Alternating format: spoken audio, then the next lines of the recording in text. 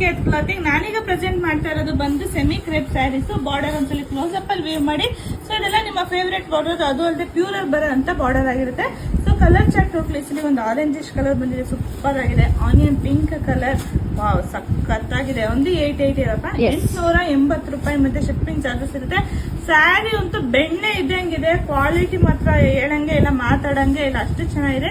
880 plus shipping ಆಗುತ್ತೆ. ಬೇಗ ಬೇಗ ಬುಕಿಂಗ್ ಮಾಡ್ಕೊಳ್ಳಿ, ಯಾಕೆಂದ್ರೆ ಲಿಮಿಟೆಡ್ ಸ್ಟಾಕ್ ಇರುತ್ತೆ. ನಿಮ್ಗೆ ಯಾವ ಕಲರ್ ಬೇಕು ನಮ್ಗೆ ಮಾರ್ಕ್ ಮಾಡ್ಬಿಟ್ಟು ಸ್ಕ್ರೀನ್ ಶಾಟ್ ತೆಗಿ ಅದೊಂದೇ ಕಲರ್ ಫೋಟೋ ಕಳಿಸ್ಕೊಡಿ.